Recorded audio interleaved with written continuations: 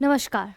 अक्सर हम बजट को सिर्फ टैक्स और खर्च का दस्तावेज समझ लेते हैं, लेकिन यूनियन बजट 2026-27 ने हमें दिखाया कि भारत के अगले कई वर्षों के लिए एक हमें विकास के लिए रोड मैप तैयार करके इस बजट ने दिया है। ये बजट जो है ऐसे समय पर आया है जब दुनिया आर्थिक अनिश्चितता और सप्लाई चेन संकट और भू राजनीतिक तनाव से गुजर रही है।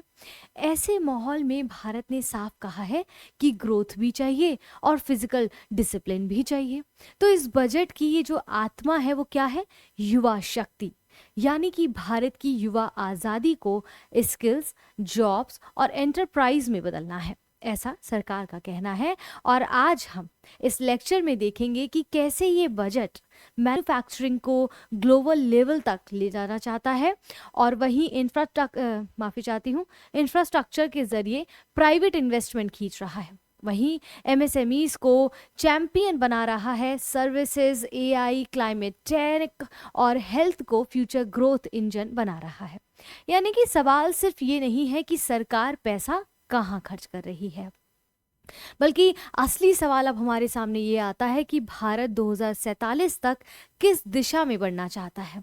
और इसी पर्सपेक्टिव से आज हम बजट 2026-27 को समझने का प्रयास करेंगे। नमस्कार दोस्तों, मेरा नाम शिल्पी है। देवघर आईएएस एकेडमी में आप सबका फिर से एक बार स्वागत करती हूँ आज के इस बहुत ही खूबसूरत से टॉपिक में। खूबसूरत इसलिए क्योंकि बहुत सारी आशाएं, उम्मीदें सरकार से यहाँ पर बनी हुई हैं और जिसको हम यहाँ पढ़ेंगे और समझेंगे कि जो उम्मीदें थी क्या उस पर ये बजट खरा उतरता है या नहीं उतरता है। उन सब चीज़ों को हम यहाँ पर बारीकी से समझेंगे, ठीक है। और क्या यहाँ पर जो ग्रास लेवल पर जो लोग हैं उनके लिए क्या सरकार आम जनता के लिए क्या लेकर आई है। तो हम कुछ हाईलाइट्स को देखेंगे जो आपके एग्जाम के पॉइंट ऑफ व्यू से इंपॉर्टेंट होगा, चाहे आप यूपीएससी की तैयारी कर रहे हो या फिर स्टेट पीसीएस की, सभी के लिए महत्वपूर्ण है, ठीक है।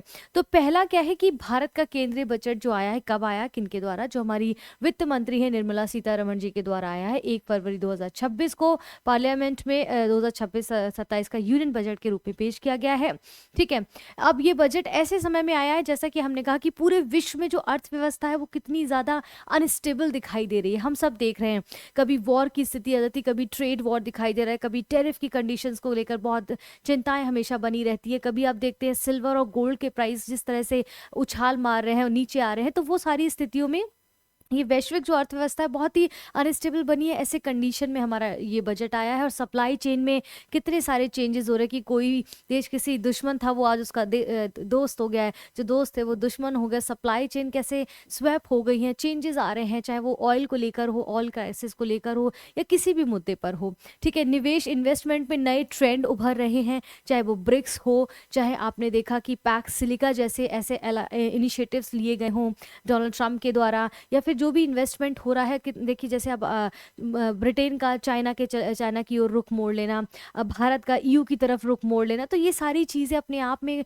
बहुत सारे नए चैप्टर्स को ओपन कर रही है। और ऐसे समय में बजट हमें बहुत आशावादी लगता है। हम देखते हैं उस ओर की हमारे लिए इसमें क्या बेनिफिट्स हो सकते हैं एक आम जनता के लिए। इसके बावजूद भारत का इतनी सारी कंडीशंस होने के बावजूद भी भारत का जो फोकस है तेज है, लेकिन बैलेंसिंग डेवलपमेंट की बात यहाँ पर जो है बात की है, ग्रोथ और फिजिकल यहाँ पर डिसिप्लिन की बात की। और वित्त मंत्री जो है सीतारमण जी, उन्होंने कहा है कि निर्मला सीतारमण जी ने कि हम आकांक्षाओं को उपलब्धियों में और जो संभावनाएं हैं उसको प्रदर्शन करने में बदलना चाहते हैं।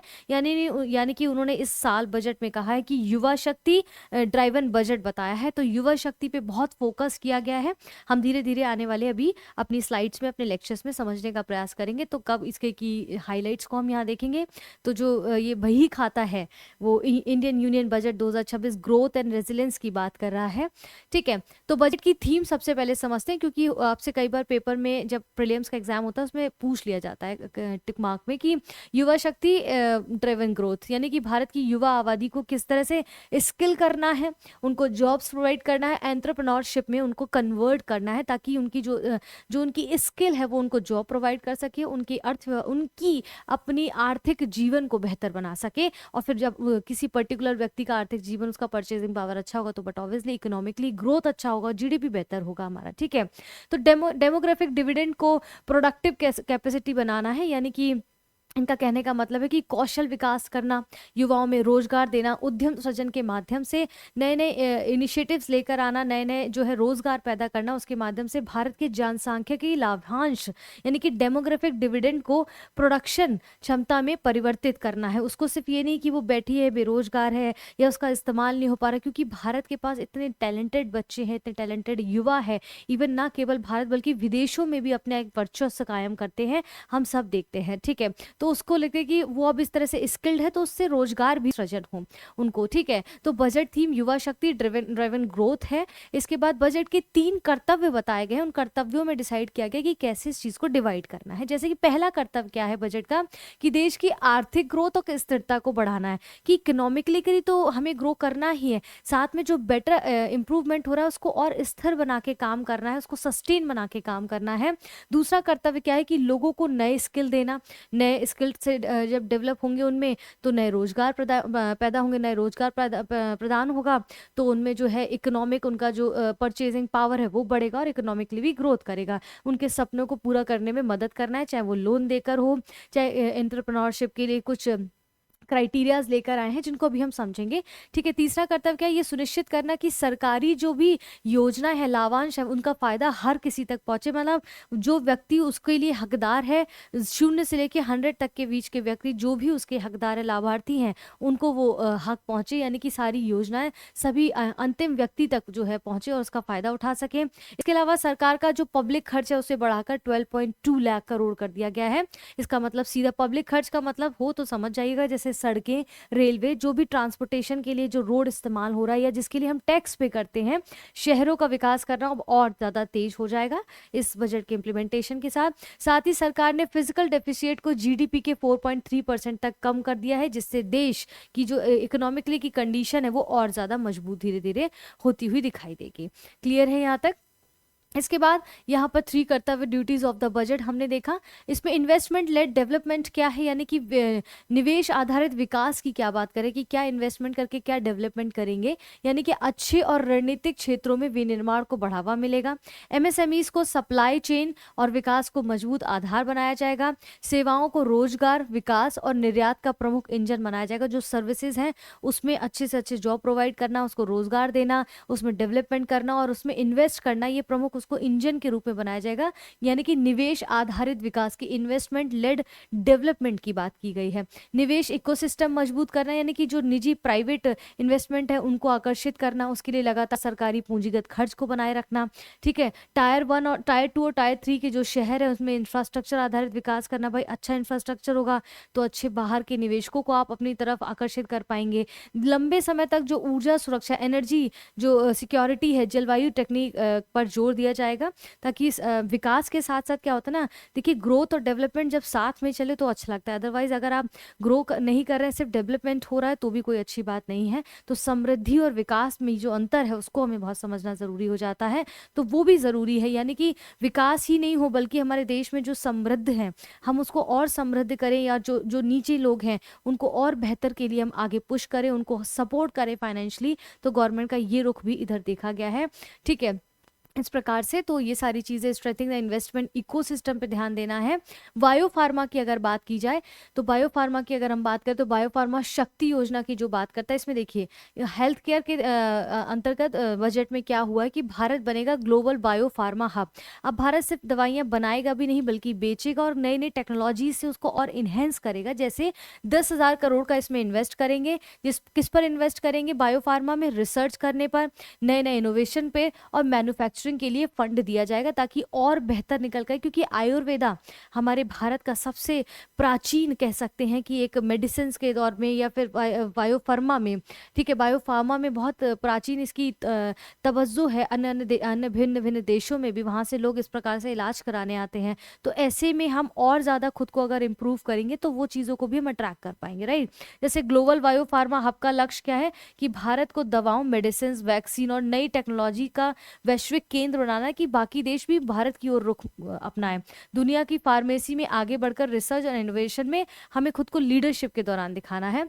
दूसरा लॉन्गेविटी जो दीर्घायु मिशन है, वो लंबे समय का इस क्षेत्र में हमारा क्या मिशन है कि स्वस्थ और लंबा जीवन हो, उम्र से जुड़ी जो बीमारियां हैं वो कम करने वाली दवाएं और टेक्नोलॉजी को विकसित करना। ये नहीं कि दवाओं से वंचित रहकर लोग बीमार और मृत्यु हो उनकी। ठीक है, जीवन गुणवत्ता में सुधार करना है, हाई एंड बायोफार्मा टेक्नोलॉजी पे सुधार करना है, भविष्य की हेल्थ टेक्नोलॉजी पे काम करना है, यानी कि बायोफार्मा को शक्ति के रूप में इस्तेमाल करना है, जैसे जीन थेरेपी हो गया, बायोलॉजिक्स और पर्सनलाइज्ड जो मेडिसिन है उसमें प्रगति करना, जटिल बीमारियां जो बहुत कठिन बीमारियां उनके इलाज में आगे से आगे अपनी भूमिका को देना। ठीक है, देश को फायदा पहुंचाने, नहीं कि रोजगार के, भाई ये सारी चीजें होंगी तो ऐसा थोड़ी ना सिर्फ दवाइयां अच्छी बनेंगी, लोग सुरक्षित रहेंगे, लोगों में बीमारियां कम होंगी, बल्कि इन टेक्नोलॉजी को बनाने, इन दवाइयों को बनाने, उनको मुहैया कराने में जो पीछे पूरा रोजगार मिलेगा जो लोगों को, वो बहुत बड़ा बेहतर हेल्थ केयर के दौरान जो रोजगार प्रदान होगा बहुत मददगार साबित होगा। विज्ञान और स्वास्थ्य में जो आत्मनिर्भरता है वो वैश्विक पहचान मजबूत करेगी, यानी कि जब हम खुद से कोई चीज़ को निर्माण करेंगे, निर्मित करेंगे, मैन्युफैक्चरिंग करेंगे तो उसका एक अलग इंपॉर्टेंस है। तो माँ केवल कहना चाहता है भारत कि हम सिर्फ कंज्यूमर्स नहीं, हम प्रोडक्शन भी बहुत अच्छा कर सकते हैं, इसलिए आत्मनिर्भर भारत की दिशा में बहुत अच्छा कदम ये उठाया गया है। यानी कि भारत अब केवल दवा निर्माता नहीं रहेगा, बल्कि भविष्य की हेल्थ टेक्नोलॉजी गढ़ने वाला वैश्विक केंद्र भी बनने की राह पर है, इस बजट में ऐसा कहा गया है। ठीक है, तो ये सारी चीज़ें हमने समझा कि ग्लोबल बायोफार्मा मैन्युफैक्चरिंग हब बनेगा। ठीक है, 5 सालों में इतना यहाँ पर ये खर्च करेगा, वो सारी चीज़ें यहाँ पर दी गई हैं। इसके बाद यहाँ पर बायोफार्मा सेक्टर्स में हमने देखा मैन्युफैक्चरिंग सेक्टर की, बच्चों अगर बात यहाँ पर की जाए तो बेसिकली मैन्युफैक्चरिंग में क्या है, इस बजट का मकसद है कि भारत में लंबे समय का जो इंडस्ट्रियल इन्वेस्टमेंट है उसको बढ़ाना और हाईटेक मैन्युफैक्चरिंग को और मजबूत करना है। इसकी मुख्य पहले कौन कौन सी हो सकती हैं, जैसे कि आप देखेंगे कि बायोफार्मा शक्ति योजना, यानी कि ये बायोफार्मा शक्ति योजना भी इसमें देखी गई है, जैसे भारत का ग्लोबल बायोफार्मा को हब बनाना। ठीक है, जैसे अभी हमने पीछे देखा सेमीकंडक्टर मिशन 2.0, इसमें आप अगर देखेंगे, ठीक है, इंडियन कंडक्टर जो मिशन 2.0, इसमें 40,000 करोड़ रुपए तक इन्वेस्ट करना है सेमीकंडक्टर उत्पादन में। ठीक है, इलेक्ट्रॉनिक्स कंपोनेंट्स और स्कीम क्या है, इलेक्ट्रॉनिक कंपोनेंट्स एंड स्कीम्स की अगर बात करें तो इसमें भी 40,000 करोड़ रुपए गवर्नमेंट इन्वेस्ट करेगी, यानी कि इसको बढ़ावा देगी, किसको, इलेक्ट्रॉनिक्स मैन्युफैक्चरिंग को बढ़ावा देगी। रेयर अर्थ कॉरिडोर्स जो है हमारे, जैसे उड़ीसा, केरल, आंध्र प्रदेश, तमिलनाडु में विशेष कॉरिडोर वगैरह बनाए जाएंगे। ठीक है, कंस्ट्रक्शन इंफ्रास्ट्रक्चर इक्विपमेंट्स स्कीम को लाया जाएगा। कंटेनर मैन्युफैक्चरिंग स्कीम्स में भी 10,000 करोड़ खर्च होंगे। 200 साल पुराने जो औद्योगिक क्लस्टर्स हैं उनको फिर से रिफाइन किया जाएगा। केमिकल पार्क्स, नए 3 केमिकल पार्क्स जैसे प्लग एंड प्लेस भी मॉडल दिए जाएंगे। इसके साथ साथ कंस्ट्रक्शन इंफ्रास्ट्रक्चर जो इक्विपमेंट है, यानी कि हाईटेक मशीनों के अपने घर में, यानी कि भारत के अंतर्गत उसके उत्पादन के लिए नई योजनाएं लाई जाएंगी। इस प्रकार से कई चीज़ों पे इन्वेस्ट किया जाएगा, जिससे हम न केवल फार्मा सेक्टर में, बल्कि हम देखेंगे बायो फार्मा शक्ति के रूप में भी और मैन्युफैक्चरिंग में भी, जैसे ऑटो मैन्युफैक्चरिंग हो गया, इलेक्ट्रॉनिक कंपोनेंट्स हो गया, इसमें भी हम सेल्फ डिपेंडेंट रहे, ना कि किसी अन्य देश पे निर्भरता रहे। ऐसा भारत बार बार, या अन्य देश ऐसा क्यों कहते हैं, इसको समझिए। क्योंकि आप देखेंगे अमेरिका जैसे देश अब क्या कर रहे हैं, न केवल अमेरिका, कई देश जब वो और ज़्यादा शक्तिशाली हो जाते हैं, अपनी शक्तियों का गलत इस्तेमाल करते हैं, तो ऐसी चीज़ों में टैरिफ बढ़ने के चांसेस बहुत रहते हैं। और अगर हमारी निर्भरता किसी पर्टिकुलर देश, पर्टिकुलर व्यक्ति पर रहेगी तो कहीं ना कहीं एक समय के बाद आके वो हम पे धमकाना शुरू करेगा। जब हम सेल्फ डिपेंडेंट होंगे तो हमें किसी के ऊपर निर्भर रहने की आवश्यकता नहीं होगी। इसीलिए आत्मनिर्भर भारत की बात जो है पिछले लंबे समय से चलती आ रही है और हर क्षेत्र में उसका उदाहरण हमें प्रस्तुत कर रही है गवर्नमेंट। मैन्युफैक्चरिंग सेक्टर जो इनिशिएटिव्स हैं उनको हमने देखा। अब टेक्सटाइल के अंतर्गत अगर हम यहाँ पर देखेंगे, वस्त्र के अंतर्गत यहाँ पर चीज़ें क्या बात की जा रही है। ठीक है, तो टेक्सटाइल के अंतर्गत अगर हम देखें यहाँ पर, तो नेशनल फाइबर स्कीम की बात की जा रही है यहाँ पर। नेशनल, ठीक है, एक सेकेंड, मैंने आपको ये बताया क्या, इसमें एक लाइन आई थी, जस्ट अ मिनट, हाँ, वो मिस तो नहीं हो गया ना, क्योंकि मेरे ख्याल से मिस अभी नहीं हुआ है। हाँ, अभी नहीं हुआ, ठीक है, आएगा तो बता दूंगी, मुझे लगा कहीं मिस ना हो गया, वो इंपॉर्टेंट है, बता दूंगी, डोंट वरी अगर कुछ ऐसा होता है। नेशनल फाइबर स्कीम में जैसे देश में फाइबर का प्रोडक्शन ज़्यादा बढ़ाना है, पहली चीज़। ठीक है, textile expansion and employment scheme के पुराने जो क्लस्टर है उसमें नई मशीनें और टेक्नोलॉजी को ऐड ऑन करना ताकि और बेहतर परफॉर्मेंस हो सके।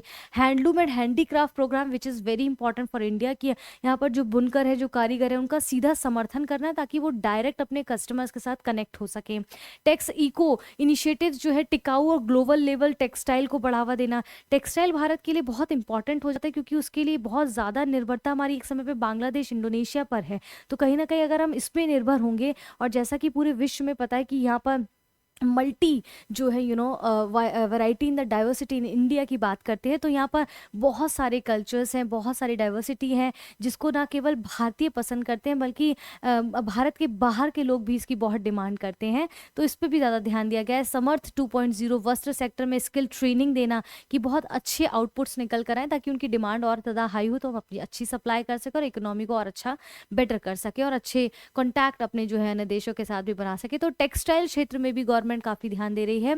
ज़्यादा प्रोडक्शन होगा, ज़्यादा रोजगार मिलेगा। देखिए, जहाँ पर प्रोडक्शन ज़्यादा की बात हो, ज़्यादा चीज़ों को मुहैया कराने की बात हो, तो ऑलवेज याद रखिए कि पीछे उसके ज़्यादा से ज़्यादा रोजगार प्रोवाइड होगा। और रोजगार किसी एक जेंडर, व्यक्ति, जाति उसको नहीं मिलेगा, बल्कि महिलाओं के संदर्भ में भी अभी हम समझेंगे कि बहुत मददगार साबित होंगे जब इस तरह के प्रोडक्शन, जहाँ पर आप देखिए टेक्सटाइल से संबंधित हो, इस तरह से छोटे छोटे जो कारीगरी वाले काम होते हैं, वहाँ पर महिलाओं की बहुत ज़्यादा डिमांड होने लगती है, और तो महिलाओं को भी रोजगार मिलेगा। तो कहीं ना कहीं आप देखते हैं जैसे केयर इकोनॉमी का कोई बहुत बड़ा इनपुट हमारे जीडीपी में नहीं दिखता, लेकिन उसको भी इस तरह से इस बार किया गया है कि उसका भी इनपुट हमें अपनी इकोनॉमी में, जीडीपी में दिखाई दे। ठीक है, ग्लोबल टेक्सटाइल बाजार में भारत की मजबूत पकड़ होगी, भाई सीधी सी बात है। ठीक है, टेक्सटाइल सेक्टर देखा। इंफ्रास्ट्रक्चर और ट्रांसपोर्ट की बात करें तो 7 हाई स्पीड रेल कॉरिडोर का निर्माण शुरू होगा। अब ये कैसे कनेक्ट करेगा? ये बहुत बड़े बड़े जो शहर हैं उनको आपस में जोड़ेगा, इसलिए यात्रा पहले से और सुगम और सहज हो जाएगी। जिस कनेक्टिविटी से लेस थे, अब वो बहुत ज़्यादा कनेक्टेड शहर हो जाएंगे। इसके अलावा ईस्ट और वेस्ट को जोड़ने वाले फ्रंट कॉरिडोर बनेंगे, इससे जो माल ढुलाई इत्यादि है वो भी आसानी से पहुंचेगी और थोड़ा सा सस्ता भी हो जाएगा। साथ ही 20 नए नेशनल वाटरवे शुरू होंगे, यानी कि जल परिवहन भी बढ़ेगा। तो हमारे जो और ऑलरेडी जो रोड पे जितना ट्रैफिक रहता है या जितना प्रेशर रहता है, बर्डन रहता है, अगर हम रेल इत्यादि पर बात करें, बसों पे करें, तो उनका भी कहीं ना कहीं भार कम होगा। और नए नेशनल वाटरवे शुरू होंगे तो हमारा जो आयात निर्यात है उसका आवागमन भी बहुत सुगम हो जाएगा। सबसे ज़रूरी बात यह कि इन सब से कंस्ट्रक्शन सेक्टर में लाखों नौकरियां पैदा होंगी। तो देखिए, कोई भी चीज़ का नया इंफ्रास्ट्रक्चर बन रहा है, कोई नई चीज़ का अगर आगमन हो रहा है, तो ये स्वाभाविक सी बात है, वहाँ पर रोजगार अपने आप से सृजन होगा ही होगा। अगर हम अपने मार्केट्स को अन्य देशों के लिए ओपन भी करते हैं इन्वेस्टमेंट के लिए, तो वहां पर भी रोजगार तो सृजन हो ही रहा है ना। नई बाहर से कंपनी आएंगी, वो उस हिसाब से यहाँ पर उनको लेबर सस्ता पड़ेगा, तो उस हिसाब से इनको यहाँ पर पे करेंगी, और महिलाओं को भी तो इन क्षेत्रों में ज़रूरत से ज़्यादा मतलब फ़ायदा होगा ही होगा बेसिकली। ठीक है, अब यहाँ पर क्या है, हेल्थ केयर और एजुकेशन के सेंटर में बहुत ज़्यादा ध्यान दिया गया, क्योंकि पूरा टाइटल ही यूथ को लेकर लिया गया है इस बार का बजट को। क्योंकि सरकार समझती है कि भविष्य में ये जो जेंजीज वाला जो वर्ड है वो बहुत हेल्पफुल होने वाला है। इस बदलते समय में बदलती सोच बहुत मैटर करती है। ठीक है, तो 5 रीजनल मेडिकल हब बनाए जाएंगे, इससे अच्छी हेल्थ सर्विस भी प्रोवाइड हो जाएगी, ज़्यादा से ज़्यादा इलाकों तक ये हेल्थ केयर पहुँचेगी, और यानी कि निचले तबके से लेकर हर व्यक्ति तक जो है हेल्थ की स्वास्थ्य की सेवाएं बहुत आसानी से उपलब्ध हो सकेंगी। इसके अलावा नए एनएपीआर संस्थान खुलेंगे, जिससे फार्मा एजुकेशन और ज़्यादा मजबूत होगा। ठीक है, निमहंस जो 2 यहाँ पर कह रहे हैं, इसका मतलब क्या है पहले हम समझ लेते हैं। इस तरह के निमहंस 2 है, यानी कि निमहंस का विस्तार पहले समझना है क्या है, कि ये मानसिक स्वास्थ्य से जुड़ा एक राष्ट्रीय नेशनल सेंटर है। ये सेंटर बनेगा और देश भर में मेंटल हेल्थ ट्रीटमेंट, रिसर्च और ट्रेनिंग को मजबूत भी करेगा। डिप्रेशन, एंजाइटी, नशा, पीटीएसडी जैसी जो बीमारियां, उनके इलाज की सुविधा भी ये प्रोवाइड कराएगा, और ज़्यादा डॉक्टर, काउंसलर, हेल्थ वर्कर्स को तैयार भी यहाँ पर होंगे। तो इसकी शुरुआत होगी, विच इज़ वेरी इंपॉर्टेंट, बहुत अच्छा इनिशिएट है, जिससे मानसिक स्वास्थ्य सेवाएं पूरे देश में अच्छे से मिल सकेंगी। हर जिले में बहुत इंपॉर्टेंट है, याद रखिएगा, चाहे मेंस आंसर राइटिंग हो या आपका ऐसे हो, इस तरह की चीज़ें एड ऑन करेंगे, आप अच्छे मार्क्स लेंगे, बाकियों से बेहतर आपका रिजल्ट आएगा। ठीक है, हर जिले में लड़कियों के लिए हॉस्टल्स बनाए जाएंगे, इससे क्या है, लड़कियां वहाँ पर सुरक्षित माहौल में पढ़ सकेंगी, इवन उनके माता पिता भी भेज सकेंगे। और जो शिक्षा से लेके एक जो भौकाल था, एक जो भय था कि बाहर लड़कियों को भेजेंगे तो सेफ्टी इश्यूज आएंगे, तो इस तरह की चीज़ें, इस तरह के इनिशिएट्स बताते कहते हैं कि पढ़ेगी बेटी पढ़े कहते हैं ना कि बेटी पढ़ाओ बेटी बचाओ, बेटी बचाओ बेटी पढ़ाओ की कहानी जो हमेशा से एक टाइटल आता रहा है, तो उसमें बहुत बड़ा एक अच्छा इनिशिएट। और कहते हैं अगर एक बेटी पढ़ती तो पूरा समाज उसके साथ पढ़ता है, क्योंकि अगर बेटा पढ़ता है तो एक घर अच्छा होता है, लेकिन अगर एक बेटी पढ़ती है तो उससे कई घर, यानी कि 1 से 2 घर भी जो है समाज में अच्छा एक प्रभाव डालती है। ठीक है, तो वो चीज़ यहाँ पर एक बहुत अच्छा एग्जाम्पल सेट हो सकता है। इसके अलावा 15,000 स्कूलों में एवीजीसी लैब्स लगेंगी, जिससे क्या होगा, डिजिटल स्किल्ड किया जाएगा बच्चों को, यानी कि पढ़ाई जल्द शुरू होगी इसकी। और साथ ही 10,000 टूरिज्म गाइड्स को भी फ्री ट्रेनिंग यहाँ पर मिलेगी, ताकि भारत में पर्यटक जो आते हैं विदेशों से घूमने, उनको भारत की कल्चर से अवगत कराया समझाया जा सके, उनके भारत की छोटी छोटी उनकी आर्थिक, सामाजिक, राजनीतिक, सांस्कृतिक चीज़ों के साथ उनकी वैल्यू को समझाया जा सके। इससे साफ है कि इससे रोजगार के मौके कई गुना ज़्यादा बढ़ जाएंगे। ठीक है, आप समझ पा रहे हैं कि हर जगह पे मतलब आप कुछ भी देखेंगे अल्टीमेटली एक रोजगार सृजन की हर एक लाइन, हर एक टॉपिक में आपको समझ आएगी। ठीक है, इसके बाद 2026 में महिलाओं के लिए कुछ नई उड़ान है। इसको मैंने स्पेशली हाईलाइट किया क्योंकि अपने आप में बहुत बड़ा टॉपिक है और हमेशा इस चीज़ पे बहस होती है कि क्या महिलाओं के लिए, किसानों के लिए या निम्न तबके के जो वर्ग हैं उनके लिए क्या किया गया। तो महिलाओं के लिए शिक्षा, स्वास्थ्य और फाइनेंस या फिर उनके अगर उद्यमशीलता की बात करें उसमें सशक्तिकरण के लिए कुछ घोषणाएं की गई, जैसे कि शिक्षा और सुरक्षा, हर जिले में गर्ल्स हॉस्टल होगा, जैसे मैंने कहा हायर एजुकेशन हो गया, स्टेम छात्राओं यानी कि science and technology, engineering, mathematics की जो छात्रा हैं उनके लिए सुरक्षित आवास बनाए जाएंगे, इस तरह के हॉस्टल्स होंगे, सरकार द्वारा फंडिंग होगी, कैपिटल सपोर्ट मिलेगा और माता पिता के लिए निश्चिंतता का एक उदाहरण प्रस्तुत किया जाएगा। आसान फाइनेंस, शी मार्क और शी मार्ट्स जो है अब ये कैसे काम करेंगे, क्या है, तो नए और आसान फाइनेंसिंग विकल्प दिए जाएंगे महिलाओं को कि शी मार्ट्स के जरिए वो लोन ले सकती है और वित्तीय टूल्स तक पहुंच सकती है, यानी कि जो उनको फाइनेंस के लिए बैरिकेड्स आते थे अपने नया बिजनेस स्टार्ट करने में, तो ऐसा नहीं होगा। शी मार्क जो है ये बिजनेस ग्रोथ का मौका देगा। एसजी जो सेल्फ हेल्प ग्रुप्स हैं उनको क्रेडिट लिंक्ड प्रोडक्ट्स का लाभ भी मिलेगा। उद्यमशीलता के अंतर्गत अगर हम देखें तो शी मार्ट सीधा बाजार होगा, यानी कि सेल्फ हेल्प एंटरप्रेन्योर मार्ट्स जिसको हम कहते हैं, सेल्फ हेल्प एंटरप्रेन्योर मार्ट्स, ये महिलाएं सीधे ग्राहकों को अपना सामान बेच सकेंगी, किसी भी प्रकार के वो सामान हो सकता है। कम्युनिटी स्तर पर रिटेल स्टोर बन सकते हैं। लखपति दीदी योजना का जो अगला कदम होगा वो छोटे जो कारोबार है उनको खड़ा करने में बहुत मददगार साबित होगा ये। इसी के साथ स्वास्थ्य और रोजगार में भी, करियर गिवर सेक्टर में भी महिलाओं के लिए मौके की बात की गई, यानी कि जो 17 नई कैंसर दवाओं पर कस्टम ड्यूटी हटी है, इलाज सस्ता होगा, इससे लोग ज़्यादा जुड़ेंगे। और केयर इकोनॉमी में अगर आप देखते हैं तो 1.5 lakh multi skilled care givers को ट्रेनिंग और योगा जो अगर होगा, योग होगा, वेलनेस होगा, मेडिकल डिवाइसेस होंगे, तो महिलाओं के लिए भी नौकरी के नए अवसर प्रदान होंगे यहाँ पर। ठीक है, तो वित्त मंत्री निर्मला सीतारमण का जो विजन है वो है कि महिलाओं को आत्मनिर्भर और सशक्त बनाना है, उनको एम्पावरमेंट की बात की, उनके सेल्फ डिपेंडेंट की बात की, तो उसके लिए डायरेक्टली इनडायरेक्टली इस प्रकार की योजनाओं को लाया गया। इस प्रकार से रोजगार सृजन करने के लिए नए रास्ते ओपन किए गए हैं महिलाओं के लिए। ठीक है, टीचर्स और एजुकेशन के लिए तो एजुकेशन के सेक्टर में खास प्राथमिकता दी गई है। खास बात यह है कि 15,000 स्कूलों में एवीजीसी लैब बनाए जाएंगे, इसलिए जो भी टीचर्स हैं उनको नई टेक्नोलॉजी की ट्रेनिंग भी दी जाएगी, ताकि बढ़ते हुए बदलते हुए समय में जो डेवलपमेंट दिखाई दे रहा है, या जो हम जेनजी जैसा वर्ड यूज़ करते हैं, हम कहते हैं कि सोशल मीडिया का जो ज़माना है उनके साथ वो कनेक्ट हो पाएंगे। ठीक है, इसके अलावा हर डिस्ट्रिक्ट में एक गर्ल्स हॉस्टल बनाया जाएगा, हमने देखा अभी। साथ ही एक नया नेशनल इंस्टीट्यूट ऑफ हॉस्पिटैलिटी भी बनाया जाएगा, जिससे हॉस्पिटैलिटी टीचर्स को बेहतर अवसर मिलेंगे और उनको आगे बढ़ने के मौके भी प्रदान किए जाएंगे। इसके अलावा टूरिज्म गाइड्स को भी फ्री ट्रेनिंग दी जाएगी, अभी हमने इसको देखा है। ठीक है, फॉर टीचर एंड एजुकेटर्स हमने देखा क्या नई चीज़ें लाई जा रही हैं। चैंपियन एसएमईज और माइक्रो एंटरप्राइजेस की जो बात कर रहे हैं, बजट मानता है कि एमएसएमईज जो रोजगार है, निर्यात है और सप्लाई चेन की रीढ़ माने जाते हैं। एमएसएमईज किसकी? रोजगार की, सप्लाई चेन की, और डिमांड्स जो है उनकी निर्यात के लिए, उन हाई डिमांड्स की निर्यात के लिए सप्लाई चेन की रीढ़ की तरह मानते हैं, क्योंकि इसके लिए इनके विकास अगर ऐसा है, इस तरह के से ग्रोथ करते, तो उनके लिए डेवलपमेंट और औपचारीकरण पर खास जोर दिया जाए, ताकि बेहतर तरीके से, सुचारू और सुगम तरीके से उसको कंटिन्यू कर सके, कोई बाधा या किसी थर्ड पार्टी का इंटरफेरेंस उसमें ना हो। इसकी प्रमुख पहले क्या है? चैंपियन जो है एसएमईज का निर्माण जो है, चुनी हुई एमएसएमईज को इक्विटी, लोन और प्रोफेशनल सपोर्ट भी दिया जाएगा। पूंजी और जोखिम वित्त की बेहतर पहुंच हो, इसके लिए तेजी से बढ़ने वाले जो भी इंडस्ट्रीज हैं उनको कैपिटल और वेंचर फंडिंग आसानी से मिल सकेगी। यानी ये इस बजट में संस्थागत समर्थन क्या है कि खासतौर पर जो टायर 2 और टायर 3 के जो शहर हैं उनकी एमएसएमईज की जो कंपेलियंस है और कामकाज की दक्षता बढ़ाने में मदद मिलेगी, उस प्रकार से उनको टेक्नोलॉजी या उस तरह से उनको चीज़ों को मुहैया कराया जाएगा। ठीक है, इसके बाद हम देखते हैं एवीजीसी और क्रिएटिव इकोनॉमी, जो ऑरेंज इकोनॉमी बहुत टर्म आप सुन रहे हैं इस बार इस वाले बजट में, तो ये क्या है? ये मानता है कि रोजगार और निर्यात का जो नया बड़ा स्रोत बनना है ऑरेंज इकोनॉमी। ये क्या है? बेसिकली एवीजीसी सेक्टर्स को बढ़ाना। अब ये एवीजीसी क्या है?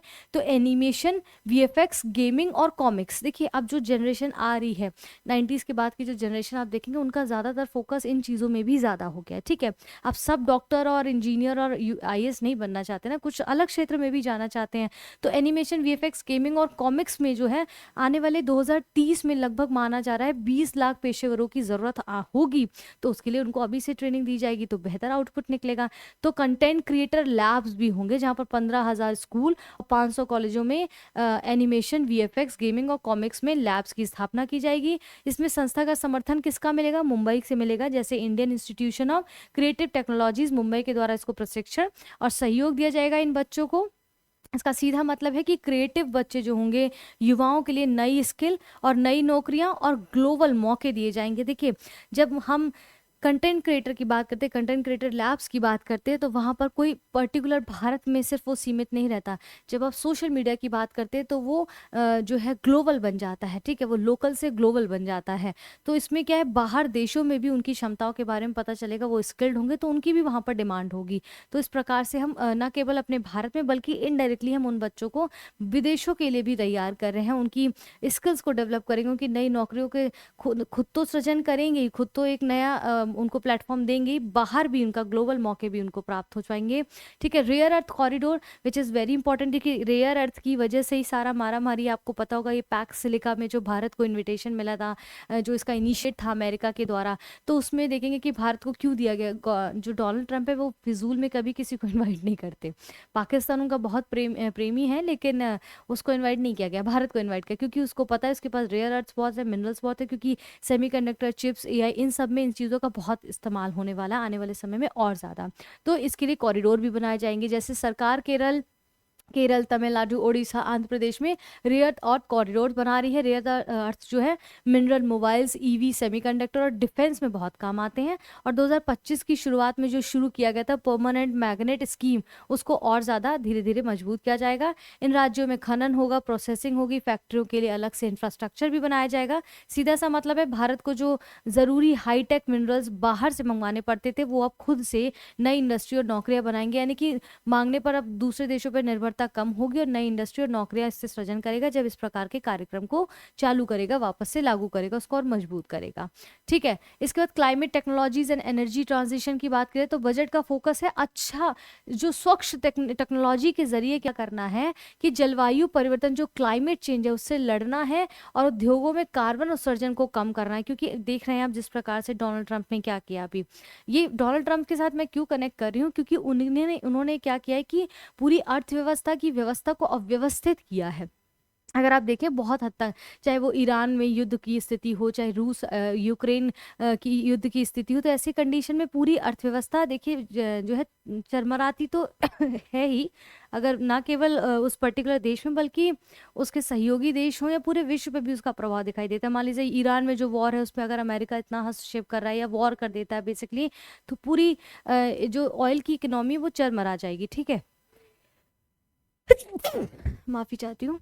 इसके बाद यहाँ क्या बता रही थी मैं कि हाँ, जो क्लाइमेट चेंज है, अब क्लाइमेट चेंज की बात मैंने क्यों की, क्योंकि भारत उसकी महत्वता को समझता है। अब डोनाल्ड ट्रंप ने क्या क्या WTO से खुद को एग्जिट कर रहे हैं, UNFCCC से खुद को एग्जिट कर लिया है, तो कहीं ना कहीं उनकी ये अव्यवस्थित मानसिकता को दिखाता है और ये जो है अनडेवलप्ड उनकी सोच को बताता है कि वो इसको मानते ही नहीं, इसकी महत्वता को नहीं समझते। लेकिन भारत समझता है, इसलिए स्वच्छ ऊर्जा की हमेशा बात करता है, स्वस्थ ऊर्जा की हमेशा बात करता है, ग्रीन एनर्जी की हमेशा बात करता है।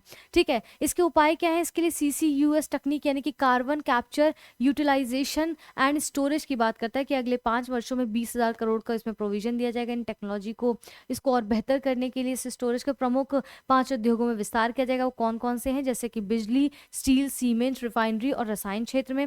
लक्ष्य क्या है ये सब करने का? इसके पीछे का उद्देश्य क्या है कि स्वच्छ औद्योगिक विकास हो, लंबी अवधि की ऊर्जा सुरक्षित यहाँ पर की जा सके। ठीक है, पर्यावरण को सुरक्षित रखते हुए हम ऐसे इनिशिएट लेने की बात कर रहे हैं। राइट अब यहाँ पर क्या है? स्वस्थ और मेडिकल वैल्यू टूरिज्म। अब टूरिज्म क्या है? बजट का लक्ष्य क्या है? अगला लक्ष्य भाई टूरिज्म की ओर है।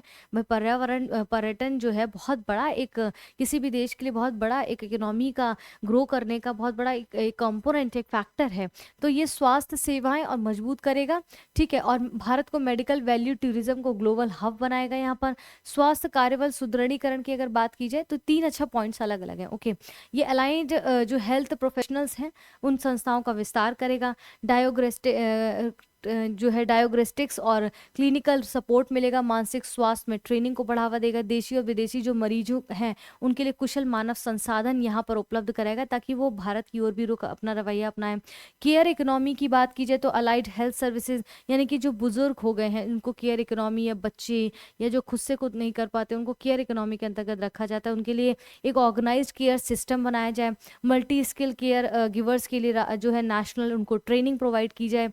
रोजगार सृजन और सेवा गुणवत्ता में सुधार की जाए ताकि इसको केयर इकोनॉमी को और बेहतर तरीके से सुधारा जा सके। ठीक है, इसके बाद यहाँ पर हम बात करेंगे health and medical value tourism को। देखा, ये आयुष और पारंपरिक चिकित्सा बहुत इंपॉर्टेंट है ये भारत के कॉन्टेक्स्ट में, क्योंकि आप देखेंगे कि जो नए all India institute of Ayurveda है, आयुष फार्मेसी और ड्रग टेस्टिंग लैब का यहाँ पर अपग्रेड किया जाएगा। रिसर्च ट्रेनिंग और वैश्विक प्रचार भी किया जाएगा कि भारत में इस प्रकार की चीज़ों को महत्वता दी जा रही है और इसके इंपॉर्टेंस को ना केवल भारत समझे बल्कि विश्व के लोग भी इसके इंपॉर्टेंस को समझें और वो भी अपना जो है पारंपरिक चिकित्सा का जो ज्ञान भारत के पास है वो अन्य देशों के पास नहीं देखने को मिलता है, तो उसके वो कहीं ना कहीं और ज़्यादा एक्सपेंड करेंगे तो बाकी देश का भी जो है एक नज़रिया बदलेगा भारत के प्रति।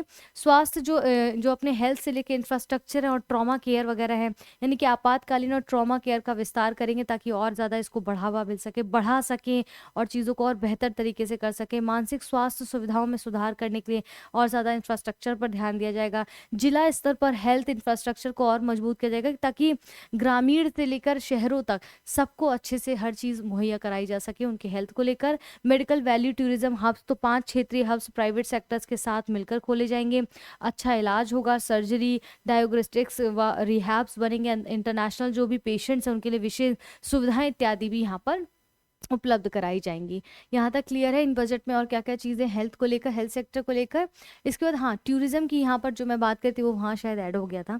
ठीक है, बजट का फोकस क्या है, पर्यटन ढांचा बहुत ज़्यादा मजबूत कर रहा है कि अब टूरिज्म को बहुत फोकस देना है, क्योंकि जो ट्रेनिंग और इत्यादि की गाइड्स की बात की जा रही थी इन्हीं के लिए रेडी किए जाएंगे। कौशल बढ़ाना, उनमें डिजिटल टेक्नोलॉजी से टूरिज्म अनुभव बढ़ाने को पर भी फोकस करना है, क्योंकि देखिए डिजिटल का जमाना है, अगर आज के समय में डिजिटल चीज़ें नहीं इस्तेमाल कर पाएंगे तो आप कहीं ना कहीं ज़माने से पीछे हो जाएंगे और विकास रुकता है उसमें।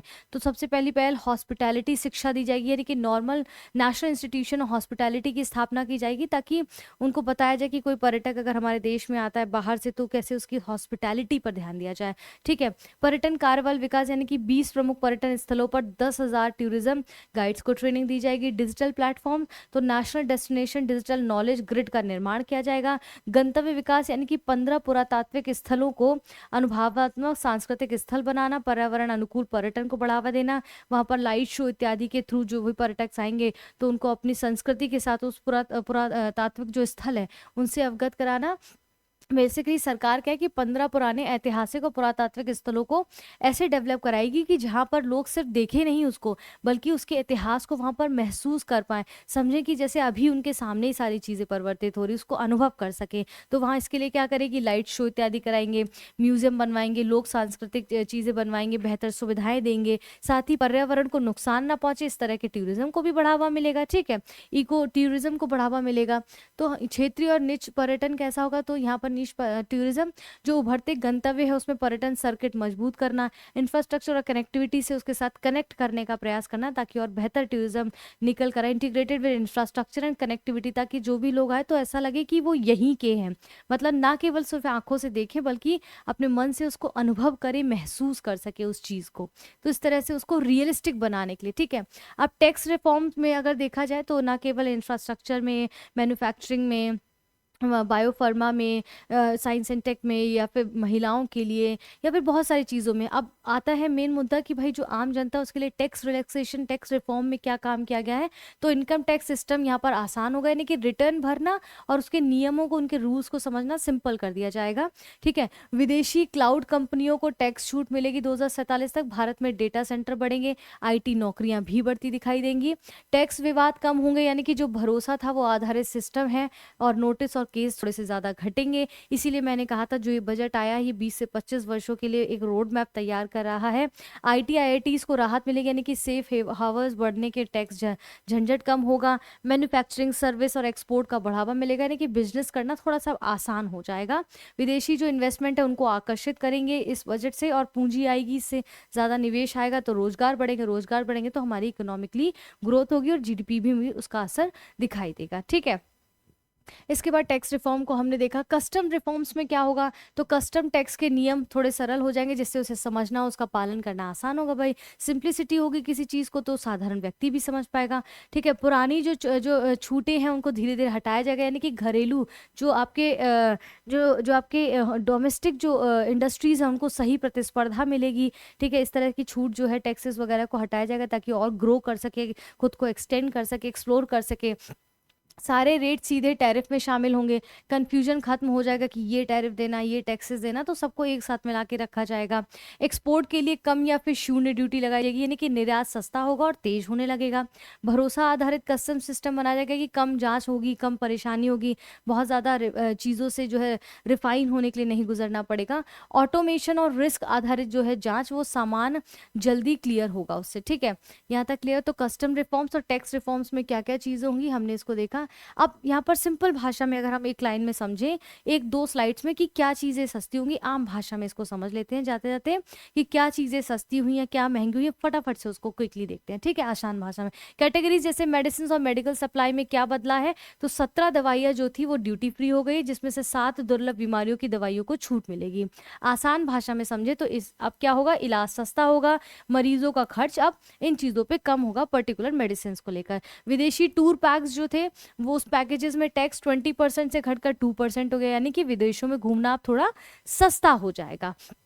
ठीक है, विदेश में पढ़ाई करना या इलाज कराना तो पहले वहाँ पर टैक्स 5% लगता था, उसे घटकर अब 2% कर दिया गया है, यानी कि स्टडी करना हो या फिर मेडिकल खर्च हो वो अब कम होगा। सिंपल भाषा में समझे तो पर्सनल इंपोर्टेड जो सामान हम लाते थे उस पर ड्यूटी 20% लगती थी, अब घटकर 10% से लगेगी। किन चीज़ों पर, जैसे इलेक्ट्रॉनिक्स के सामान हो, कपड़े हों, जूते सस्ते हो गए हों। ठीक है, जूते सस्ते होना हो। अब बैटरी मैन्युफैक्चरिंग जो मशीन है उसमें क्या पूरी तरीके से ये ड्यूटी फ्री कर दिया गया, यानी कि बैटरी और इलेक्ट्रिक व्हीकल्स अब सस्ते हो सकते हैं।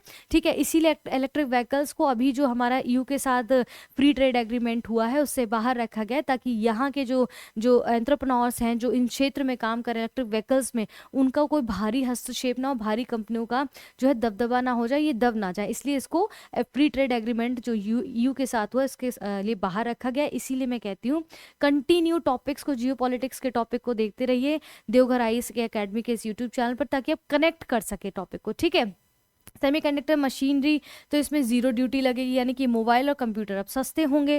क्लियर है। कृषि इनपुट की बात करें तो जो कैटल फीड है, कॉटन सीड पर ज़्यादा छूट मिलेगी, यानी कि किसानों का खर्च अब कम होगा इन चीज़ों पे। दूध और सब्जियां तो इनपुट सस्ते होंगे, ज़्यादा छूट मिलेगी। खाने पीने का खर्च अब कंट्रोल में रहेगा।